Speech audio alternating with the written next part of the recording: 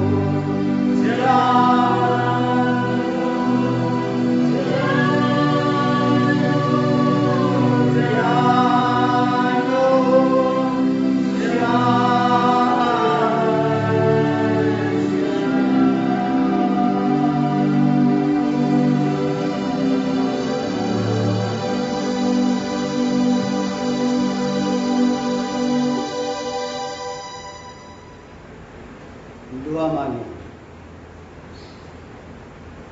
परमेश्वर पिता, परमेश्वर पुत्र और परमेश्वर पवित्र आत्मा के नाम में आमीन।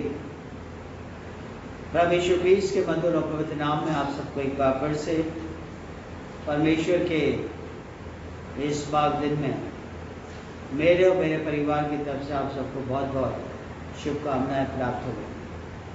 शुक्रगुजारी अता करते हैं परमेश्वर पिता का, उनकी सामर्थ के लिए, उनके अनुग्रह के लिए, जो कि अब तक हम सबके, हमारे परिवार जनों के ऊपर, खासतौर से हमारे बुजुर्गों के ऊपर परमेश्वर ने व्यक्तिगत तौर से अपना प्रकटीकरण बनाए रखा और हमारे जीवन को इस युग के समझ रहे हैं कि अभी इस धरती पर हमें और भी उसकी महिमा के लिए और खासतौर से उसकी गवाही देने के लिए इस धरती पर हमें इस दुनियावी दौर में और भी आगे बढ़ना है। हम शुक्रगुजार हैं जबकि मैं और आप एक खानदान के रूप में परमेश्वर की आराधना, उसकी परिस्थिति कर रहे हैं और निसंदेह परमेश्वर हम सबके बीच में विद्यमान है, हम सबकी सुधि ले रहा है, हम सबसे बातचीत कर रहा है और उम्मीद करते हैं कि जिस उद्देश्य के लिए परमेश्वर ने हम सबको इकट्ठा किया है वो उद्देश्य हम सबके जीवन से पूरा हो रहा है। मेरे प्यारे भाइयों बहनों, परमेश्वर की अगुवाई और पवित्र आत्मा के दर्शन में आज जो कलाम मेडिटेट करने के लिए मुझे और आपको मिला है और अभी थोड़ी देर पहले हमारे बीच में पढ़ा गया मत्ती की इंजील उसका 14वां अध्याय उसके 22वें पद से लेकर 33वें पद तक। हमें याद होगा कि पिछले रविवार हमने इससे पहले 14वें अध्याय के 13वें पद से लेकर 21वें पद तक चिंतन मनन किया था और हमने वहां पर देखा था कि यीशु ने चंगाई की, सेवकाई की उस भारी भीड़ के बीच में, और न केवल चंगाई की, सेवकाई की, उनकी भूख को भी समझा और बड़े अद्भुत तरीके से उन 5000 लोगों की भूख को वितरित किया और उसके पश्चात लोग उनसे विदाई लेने लगे, अपने घर, अपने नगर, अपने शहर, अपने गांव में लौट गए। तो ये आज का बयान उसके उपरांत ये बताता है कि जब सारी भीड़ अपने अपने घरों को लौट गई तो यीशु मसीह ने अपने चेलों को भी बरबस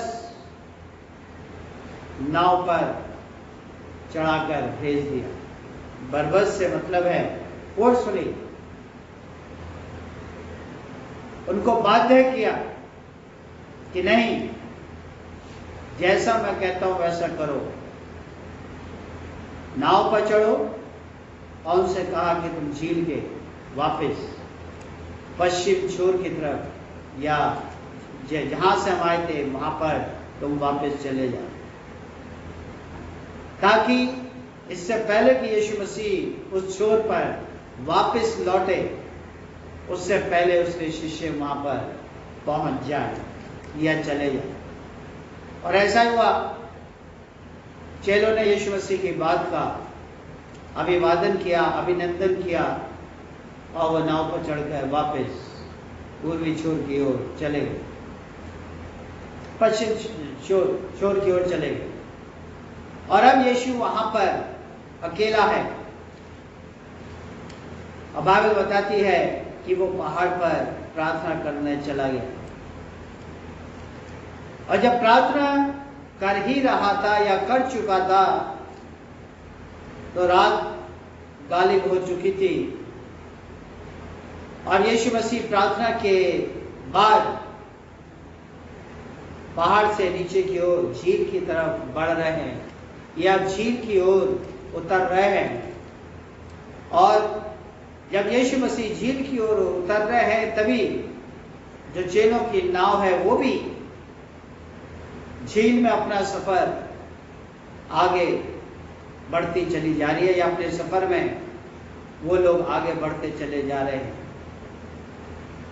और तभी बाइबल बताती है कि अचानक वहां पर तूफान आ गया। और कोई नई बात नहीं थी, गलील की झील में अक्सर तूफान आया करते थे, तो उन चेलों के लिए या यीशु मसीह के लिए कोई नई बात नहीं थी। लेकिन उन्होंने महसूस किया कि तूफान आ चुका है, तेज हवाएं चल रही है और हमारी नाव जो है डगमगाने लगी है या डगमगाना शुरू कर दिया है। और अब शायद हमारी जो जिंदगी है, हमारा जो जीवन है, वो संकट में आ चुका है या संकट में आ सकता है। इस बात से वो जूझ रहे थे या इस कश्मकश में थे। और उसी समय बाइबल बताती है कि यीशु मसीह भी उसी समय जब पहाड़ से उतर रहा था तो यीशु मसीह की नजर उस नाव पर पड़ी और उसने देखा कि मेरे चेलों की जो नाव है वो लहरों में डगमगा रही है। बाइबल में बताती है कि यीशु मसीह पहाड़ से उतरकर थोड़ा समतल पर चलते हुए वो उनकी मदद करने के लिए आगे बढ़ा। और यहां तक वो आगे बढ़ गया कि वो झील के पानी के ऊपर भी चलने लगा, क्योंकि तभी वो उनके निकट पहुंच सकता है, तभी वो उनके पास पहुंच सकता है। और झील के पानी पर चलकर वो उनके इतने निकट पहुंच गया कि जिस कश्मकश में वो चेले गुजर रहे थे, संघर्ष कर रहे थे, अपने जीवन को बचाने की कोशिश कर रहे थे, उनकी आंखों ने यीशु मसीह को देखा और वो डर गए, चिल्लाने लगे, यहां तक कहने लगे कि शायद ये तो कोई भूत पानी पर चलकर हमारे पास आ रहा है। और बाइबल बताती है कि यीशु मसीह ने तुरंत उनसे बातें की और कहा, ढाढ़स बांधो, मैं हूं, डरो मत। ढाढ़स बांधो, मैं हूं, डरो मत। जब यीशु मसीह ने ये बातें उनसे कही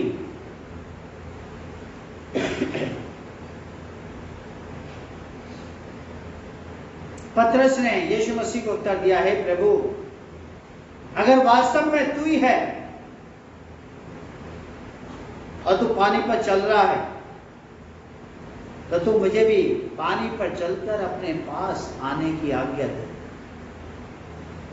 मैं भी तेरी तरह पानी पर चलना चाहता हूं, तेरे करीब पहुंचना चाहता हूं, तेरे नजदीक जाना चाहता हूं, तेरे सानिध्य में आना चाहता हूं।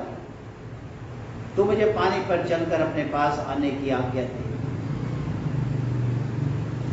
यीशु मसीह ने कहा, आ जा। चला। बाइबल बताती है कि पतरस नाव पर से उतर कर यीशु के पास पानी पर चलने लगा। लेकिन यीशु मसीह के साथ साथ उसकी दृष्टि तेज हवाओं पर चल रही है और उसने हवाओं को देखा और डर गया और जब डर गया तो बाइबल बताती है वो पानी पर या पानी में डूबने लगा। और जब डूबने लगा तो चिल्लाने लगा और चिल्लाकर कहने लगा, हे प्रभु तू मुझे बचा ले।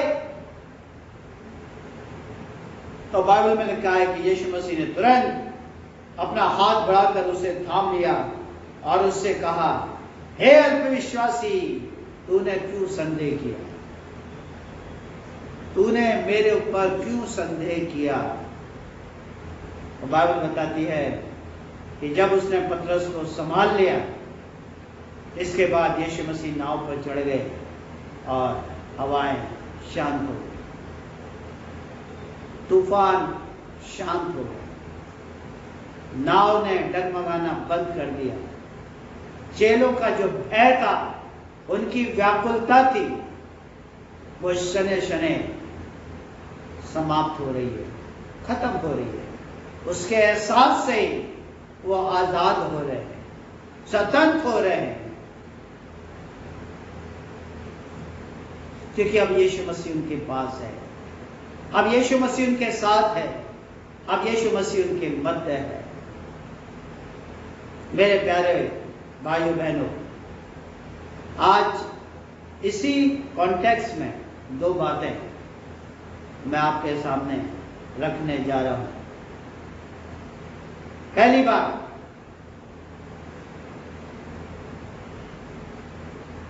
जो चिंताएं हमारे जीवन में बाहर से आती हैं, बाहर के वातावरण से आती हैं, बाहरी सोच समझ से आती हैं, हमारे जीवन के बाहर की जो गतिविधियां हैं,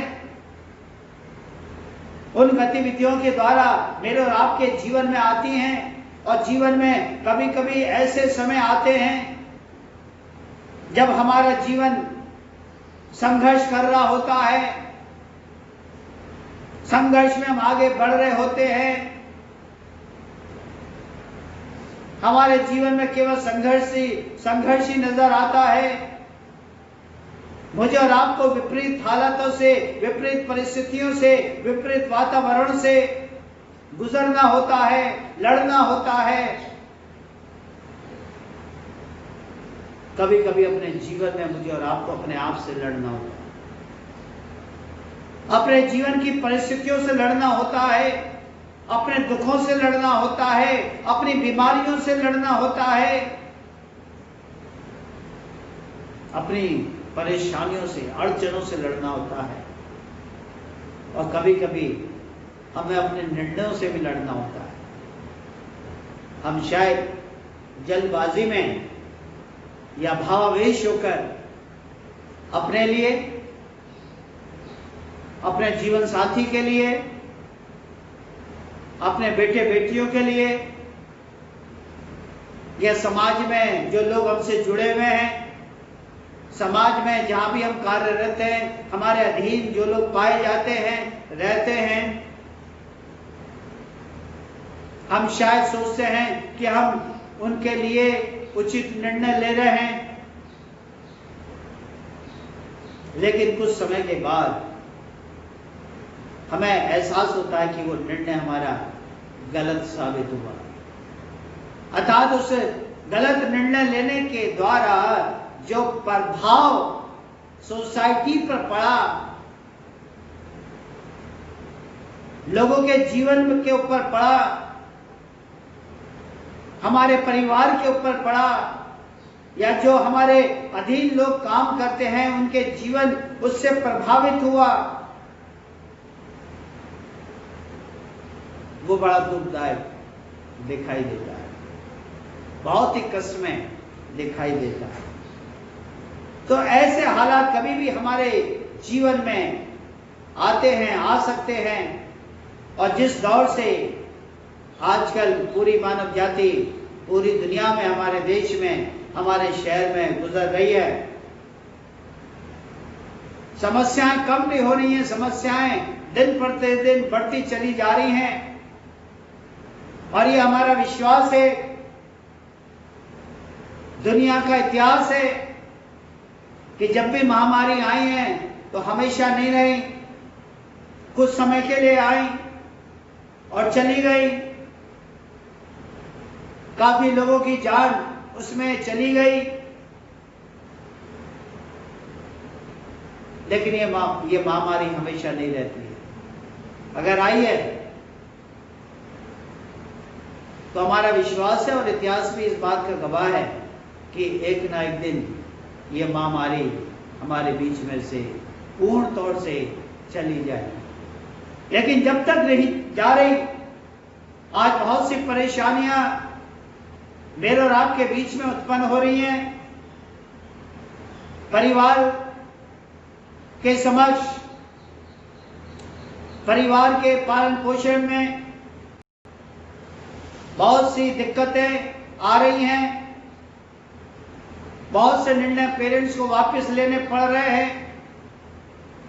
बहुत से ऑब्जेक्ट जो उन्होंने 2020 के लिए सोचे थे, वहां से अपने आप को विड्रॉ करना पड़ रहा है।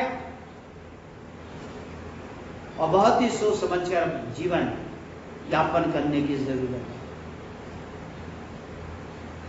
और अगर मैंने और आपने इन दिनों में बुद्धिमानी से अपने जीवन का उपयोग नहीं किया, जीवन की आशीषों का उपयोग नहीं किया, जो आशीषें परमेश्वर की तरफ से मुझे और आपको मिल रही हैं, अगर बुद्धिमत्ता होकर मैंने और आपने उन आशीषों का उपयोग नहीं किया, तो शायद भविष्य में मेरी और आपकी कठिनाइयां कम होने की बजाय निश्चित तौर से बढ़ जाएंगी, निश्चित तौर से बढ़ सकती हैं। और परेशानियों का जो ग्राफ है घटने की बजाय वो और भी बढ़ सकता है। आज हमारी जो पर्सनल रिलेशनशिप है, हमने पिछले दिनों में देखा, जिन बहनों के पति बाहर काम करते थे, जब लॉकडाउन के समय वो वापस आए तो बहुत सी पत्नियों ने अपने पतियों को घर में इजाजत नहीं दी।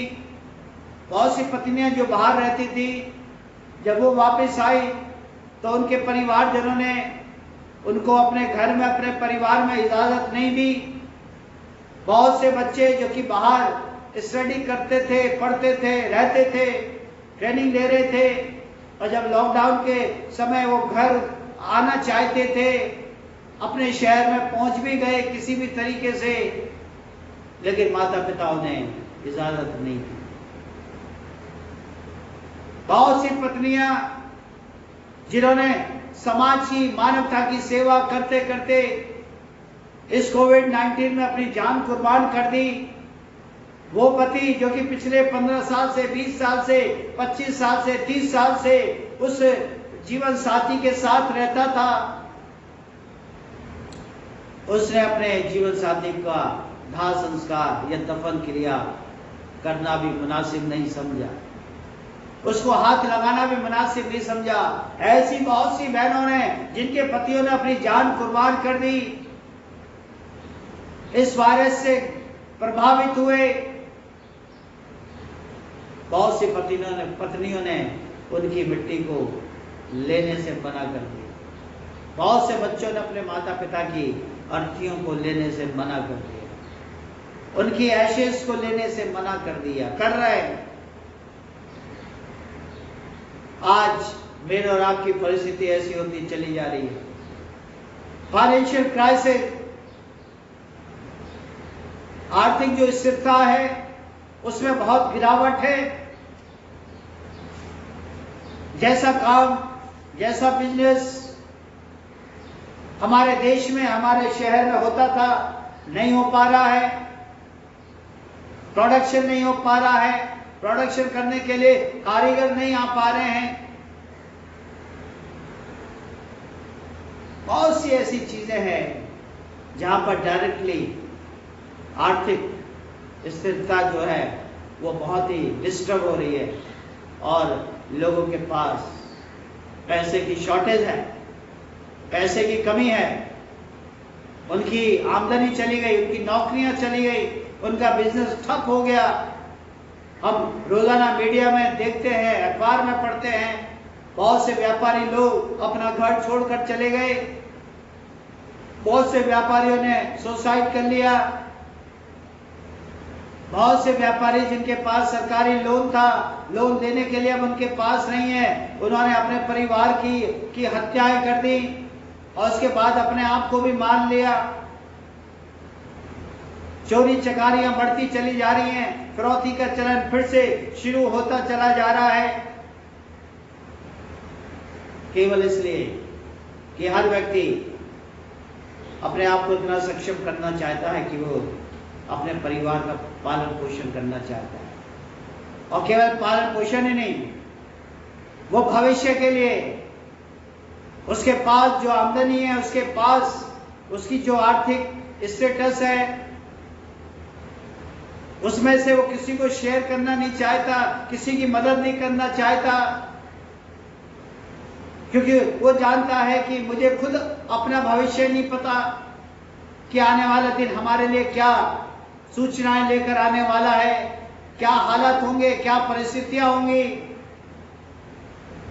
और वो अपनी खुशियों में से, अपनी आशीषों में से, अपनी जरूरतों में से दूसरों की जरूरतों को पूरा नहीं करना चाहता, दूसरों की मदद नहीं करना चाहता। और हम देख रहे हैं अखबार में कि डे बाय डे इन उतार चढ़ावों में महिलाओं की जो स्थिति है वो हमारे घर में, हमारे परिवार में, हमारे समाज में बहुत ही दुखित होती चली जा रही है। महिलाओं का हैरेसमेंट होता चला जा रहा है, बढ़ता चला जा रहा है, मारपीट की घटनाएं बढ़ती चली जा रही हैं, घर से बाहर निकाला जा रहा है, उनकी हत्याएं की जा रही हैं, उनको सुसाइड करने के लिए मजबूर किया जा रहा है।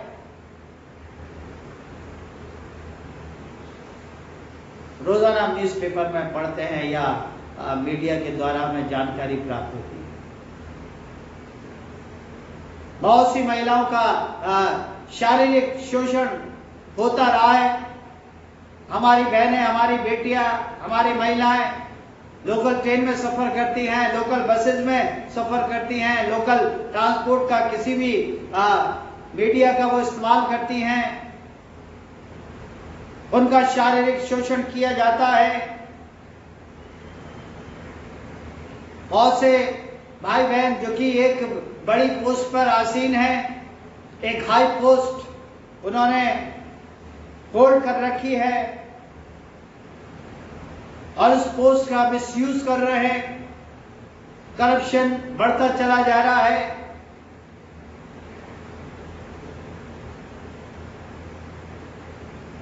और ऐसी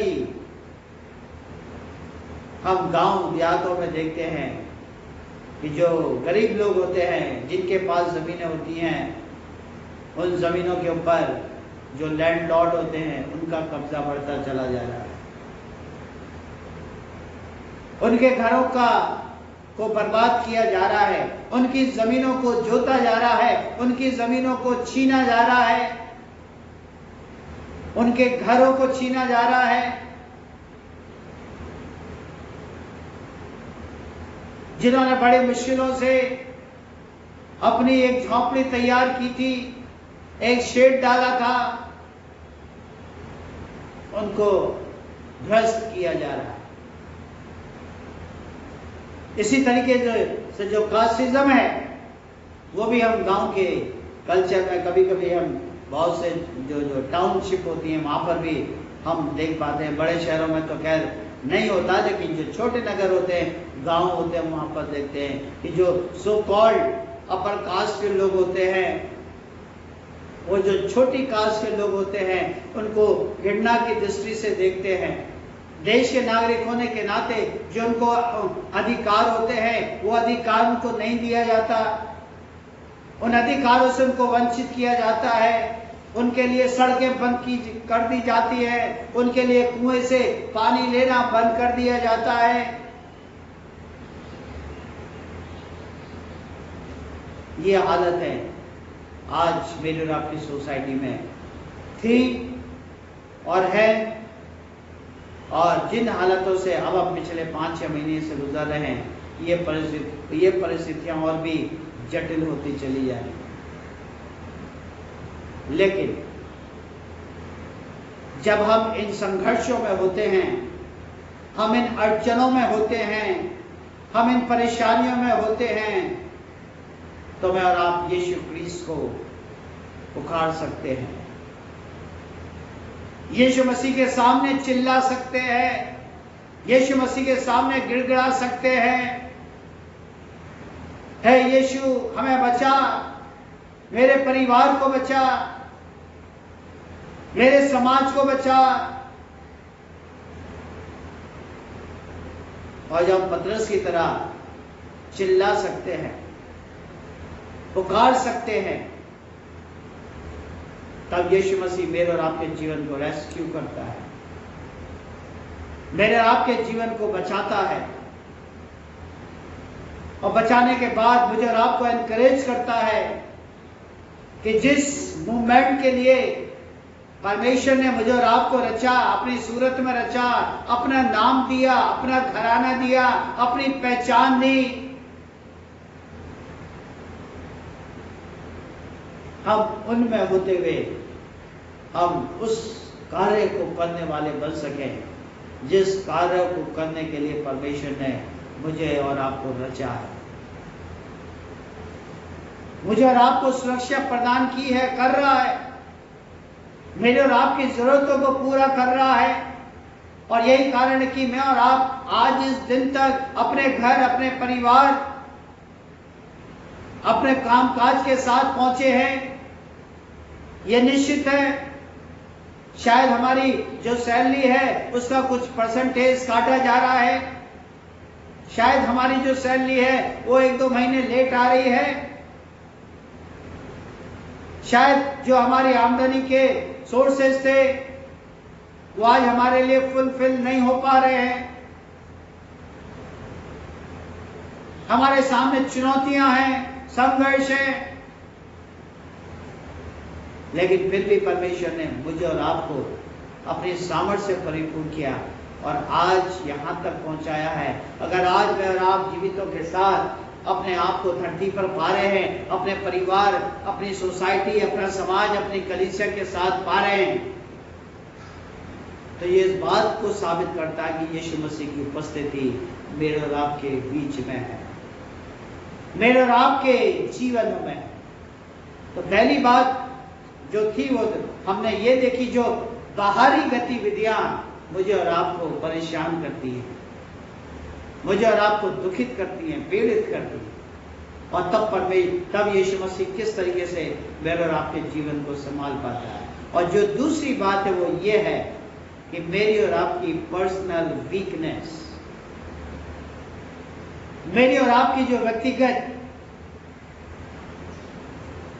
कमजोरियां हैं, शायद हम शारीरिक तौर से बहुत स्लो हैं, शायद मैं और आप शारीरिक तौर से बहुत कमजोर हैं, शायद मेरे और आपके जीवन में या मेरे और आपके परिवार के बुजुर्गों के जीवन में एनर्जी की या ऊर्जा की कमी है, शॉर्टेज है, या मेरी और आपकी कुछ ऐसी आदतें बन गई हैं जिनके ऊपर नियंत्रण करना शायद मेरे और आपके लिए मुश्किल है, मुश्किल हो चला है। और ऐसी ही कमजोरी हम पीटर या पतरस के जीवन में देखते हैं। यह उसकी पर्सनल कमजोरी थी कि वो हमेशा यीशु मसीह को डाउटफुली या संदेह की दृष्टि से देखा करता था, समझता था। आज जो अंदरूनी जो कमजोरियां हैं जो पतरस के जीवन में थी, उन 3 कमजोरियों का मैं जिक्र आपके सामने रखने जा रहा हूं। पहली बात कि पतरस भाव के आवेश में काम करते रहे थे। वो नहीं सोचते थे कि वो क्या कहने जा रहे हैं, वो नहीं सोचते थे कि वो क्या करने जा रहे हैं, और शायद इसी वजह से कभी कभी वो असफल भी होते थे, विफल भी होते थे, लेकिन फिर भी उनकी जो भावना थी वो सदा पॉजिटिव रही, सही रही। क्यों? क्योंकि वो यीशु मसीह से प्रेम करते थे, यीशु मसीह से प्रेम करते थे। इसलिए उनकी जो ये सोच है, उनकी जो विफलताएं, वो उसमें उनकी भावना उस दौरान बिल्कुल पॉजिटिव रहा करती थी। दूसरी बात, भाव के आवेश में काम करने के कारण कभी कभी पतरस विफल भी हो जाते थे, असफल भी हो जाते थे और अपने आप को परेशानी में पाते थे, अपने आप को दुखों में पाते थे, अपने आप को अड़चनों में पाते थे। मेरे प्यारे भाइयों बहनों, यीशु मसीह सदा इस बात को कहते रहे हैं और आज भी मुझसे आपसे कह रहे हैं। क्या कह रहे हैं? मानव को चाहिए कि सारी स्थितियों का वो पहले आंकलन कर ले, सारी स्थितियों का वो अध्ययन कर ले और तब उस कार्य को करना शुरू करे। ऐसा होता है, हम देखते हैं भावुकता में आकर हम बहुत से निर्णय ले लेते हैं, बहुत से काम करना हम शुरू कर देते हैं और कुछ ही हफ्ते में, कुछ ही महीने में मैं और आप अपने आप को विफलता की माइलस्टोन पर पाते हैं। हम पूरी तरीके से अपने आप को फेलियर पाते हैं। वो इसी वजह से है कि हम जो निर्णय लेते हैं, निर्णय लेने से पहले हम उस चीज का, उस वातावरण का, उन परिस्थितियों का, उन गतिविधियों का आकलन नहीं करते, हम उनके बारे में नहीं सोचते, हम उनके बारे में अध्ययन नहीं करते। और इसलिए यीशु मसीह फरमाते हैं कि पहले तुम क्रिस्तीय मार्ग पर चलो। इससे पहले कि तुम क्रिस्तीय मार्ग को अपनाओ, क्रिस्तीय मार्ग पर चलो, ये जान लो कि यीशु मसीह के पीछे चलना कितना कठिन काम, कितना मुश्किल काम है। अभी कुछ दिनों पहले हिंदू धर्म का एक भाई मेरे पास आया, कई दिनों से मेरे संपर्क में था, मुझसे वो मिलना चाहता था और उसके पास हमारा सेंट जॉन चर्च का क्रिसमस प्रोग्राम 2019-20 का, पता नहीं उसे कहां से मिल गया। और मैंने पूछा भी कि ये क्रिसमस प्रोग्राम कहां से मिला, तो उसने मुझे नाम भी बताया, लेकिन उस फैमिली को, उस भाई को मैं कभी नहीं जानता। मेरे संज्ञान में वो कोई भाई या कोई परिवार नहीं है, लेकिन शायद उस परिवार को वो प्रोग्राम किसी तरीके से पहुंचा और वो प्रोग्राम उस हिंदू धर्म के अनुयायी को या उस भाई के पास पहुंचा और वो यीशु मसीह को जानना चाहता है। और केवल यीशु मसीह को जानना नहीं, लेकिन यीशु मसीह के बारे में, मसीह धर्म के बारे में वो सिद्ध होना चाहता है। और उसका ये दर्शन था कि वो सेमिनरी जाना चाहता है, थियोलॉजिकल कॉलेज जाना चाहता है और 3-4 साल में वो सिद्ध होना मांगता है, यीशु मसीह को जानना चाहता है, मसीह धर्म को जानना चाहता है। और किसी ने उसे गाइड कर दिया कि चर्च ऑफ नॉर्थ इंडिया आपका ये काम बहुत आसानी से कर देगा। उन्होंने मेरा नाम लिया कि फलाने पादी साहब के पास जाइए, वो आपको सीएनआई का सदस्य बना लेंगे और तुरंत आपको सेमिनरी भेज देंगे और आपका काम हो जाए। उसने सोचा ये बहुत शॉर्टकट रास्ता है थियोलॉजिकल कॉलेज में जाने का, और थियोलॉजिकल कॉलेज की उसे नॉलेज भी थी कहाँ कहाँ पाए जाते हैं। और मेरे पास आया और मैंने पूछा क्या है आपकी इच्छा, उसने अपनी इच्छा मुझे बताई। फिर मैंने थियोलॉजिकल कॉलेज का जो प्रोसेस है वो उसको बताया और मैंने कहा उससे पहले आपको बपतिस्मा लेना होगा, बपतिस्मे के बाद आपको कंफर्मेशन लेना पड़ेगा, उसके बाद आप being a Christian theological college में जा सकते हैं। और उसने पूछा कितना समय लगेगा, मैंने उससे कहा कि आपको बपतिस्मा लेने में ही कम से कम 1.5-2 साल लग जाएंगे और उसके बाद 6-7 महीने या 1 साल आपको कंफर्मेशन लेने में लग जाएगा। उसने कहा इतना टाइम लगेगा, मैंने कहा जी हाँ इतना टाइम लगेगा। तो उसने कहा लगता है मुझको किसी ने गलत गाइड कर दिया कि चर्च ऑफ नॉर्थ इंडिया बहुत आसानी से आपको थियोलॉजिकल भेज देगा।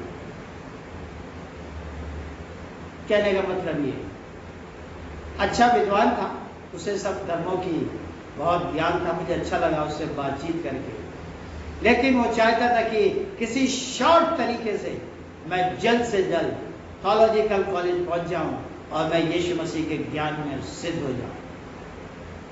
मेरे प्यारे भाइयों बहनों, कहने का तात्पर्य है कि भावुक होकर या भाव के आवेश में काम करने से बहुत से मसीही काम, मसीही सेवकाई विफल हो गई, विफल हो जाते हैं।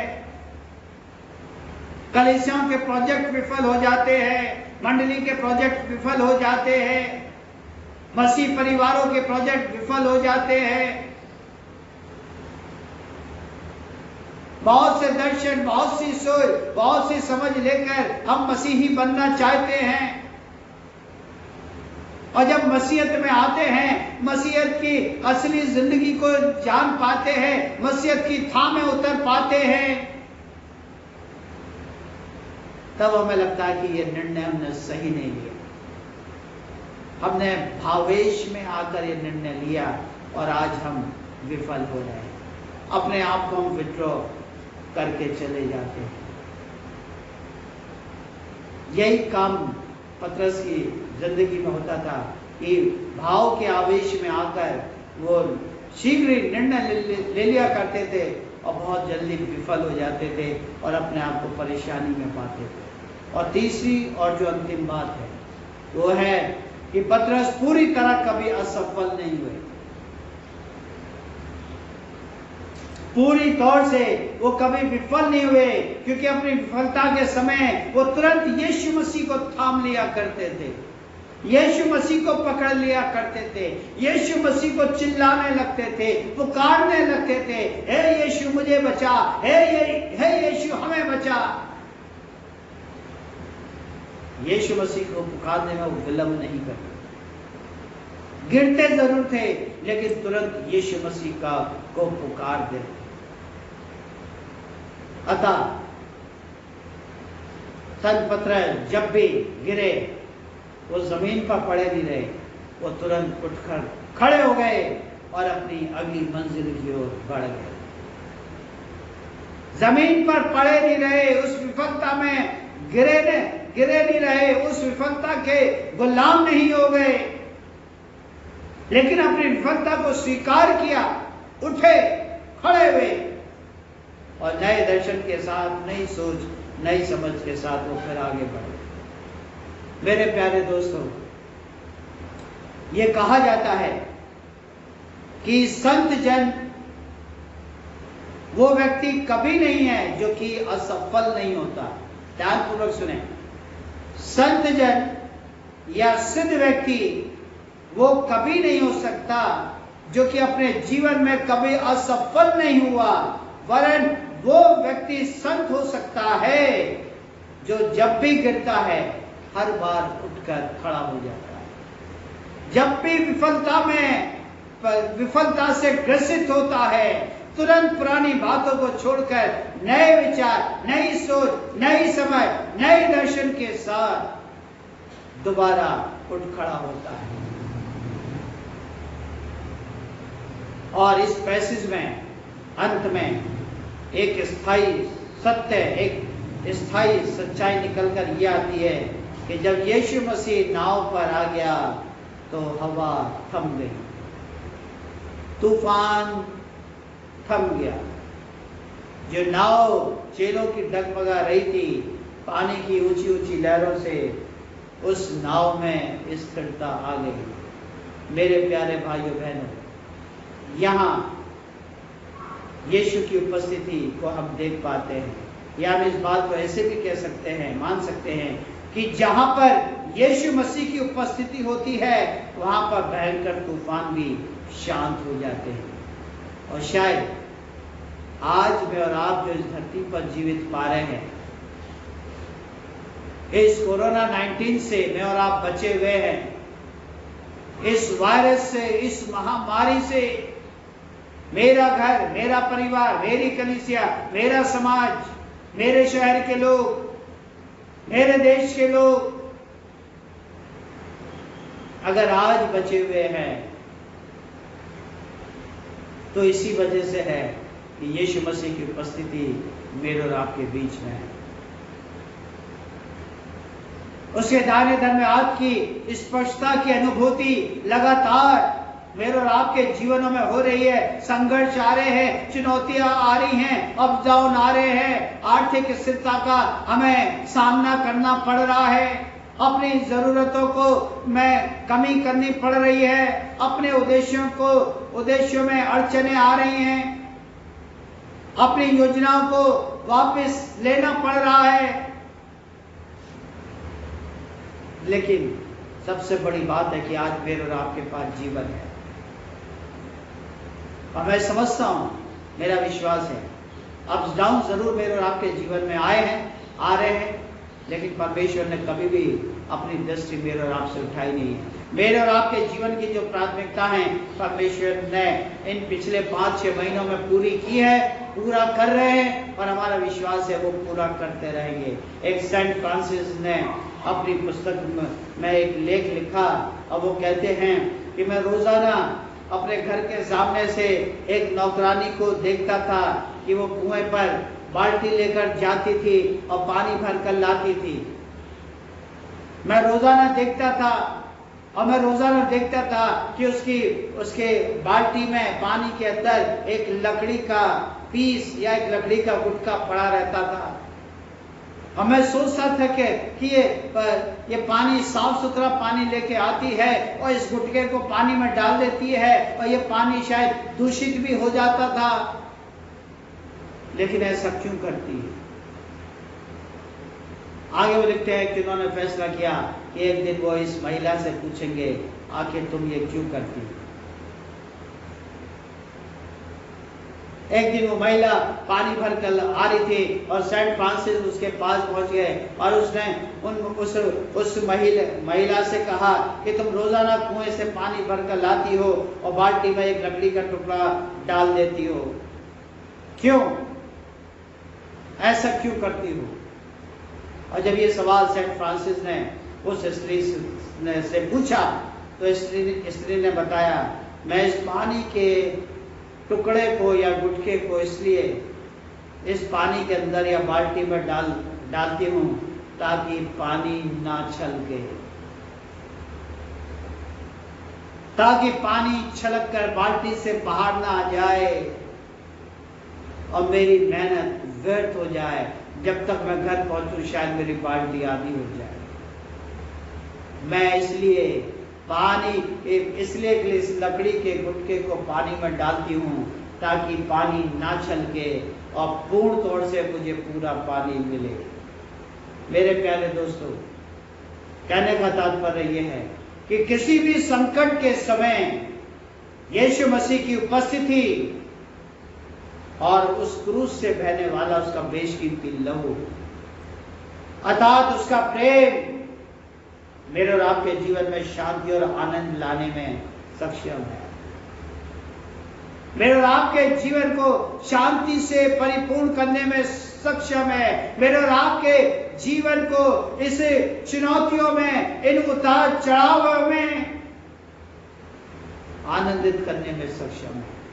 और मेरा विश्वास है कि हम सब अपने घर, अपने परिवार, अपनी परिस्थितियों में, अपने संघर्षों में मैं और आप शांति से परिपूर्ण हैं, मैं और आप आनंदित जीवन व्यतीत कर रहे हैं। मेरे प्यारे भाई बहनों, आज यीशु मसीह मेरे और आपके बीच में विराजमान है। आज यीशु मसीह मेरे और आपके मध्य में है और मैं और आप उसके बेशकीमती लहू से ढके हुए हैं। मैं और आप यीशु मसीह के बेशकीमती लहू से ढके गए हैं और यही कारण है कि आज मेरे और आपके पास जीवन है। तो लिहाजा इस जीवन का स्वागत करें, अभिवादन करें, अभिनंदन करें और जितना हो सके इन उतार चढ़ावों में परमेश्वर के लिए अधिकता के साथ अपनी शुक्रगुजारी, अपनी धन्यवादियां, अपनी थैंक्सगिविंग जितना हम अर्पित करें उतना ही हमारे लिए कम है। परमेश्वर आप सबको आशीषों से परिपूर्ण करे। आमीन। आइए हम प्रार्थना करें।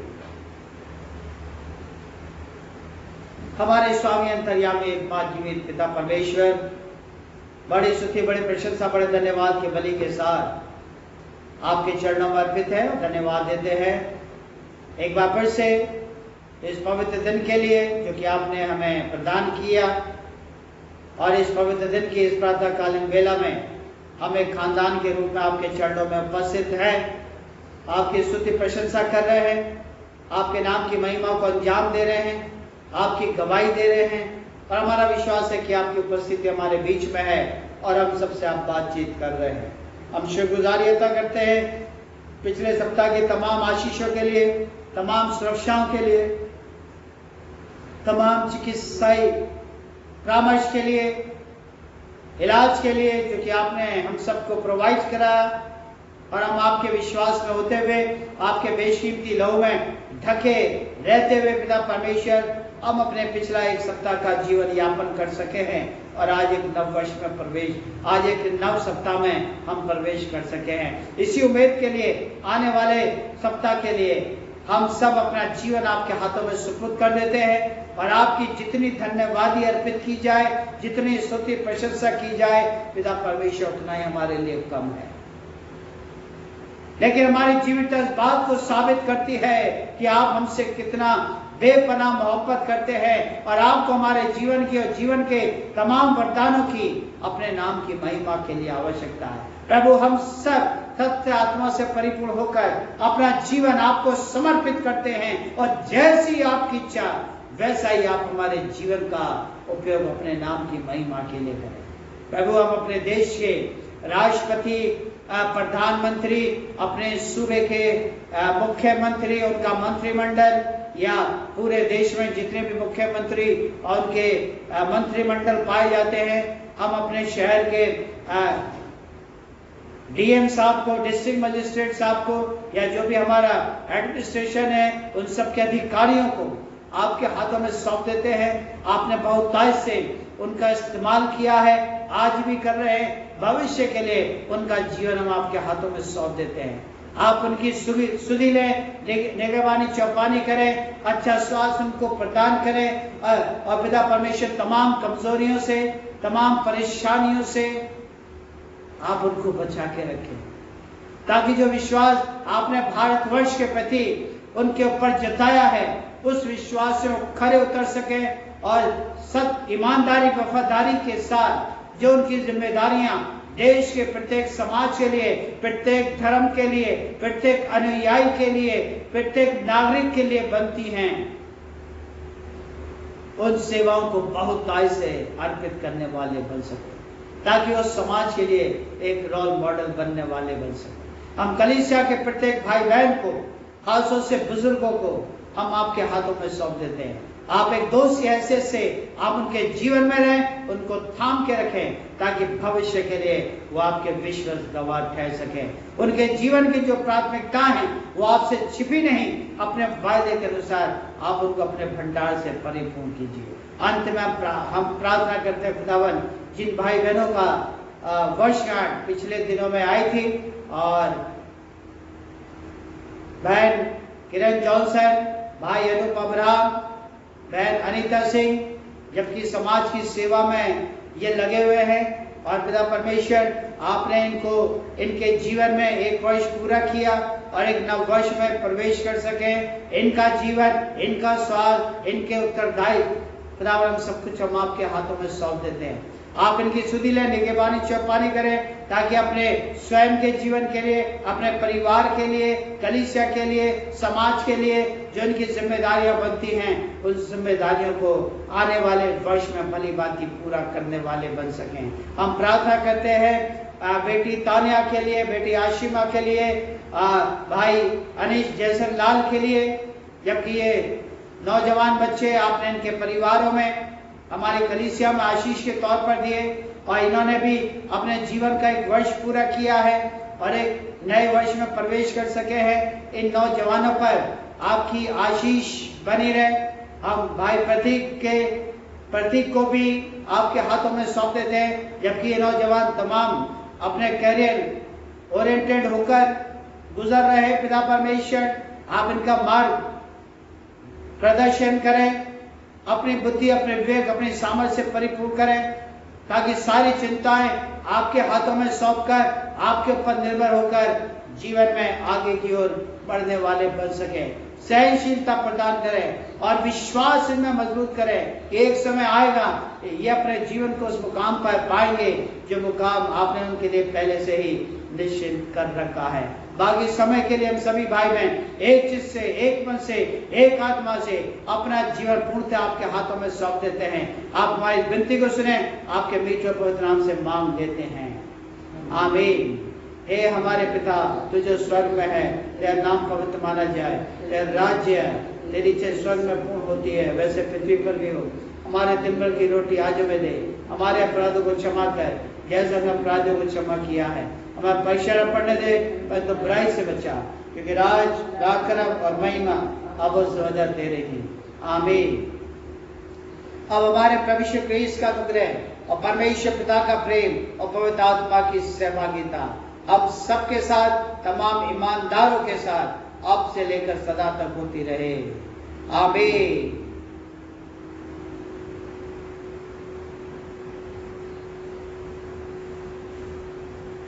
Thank you very much.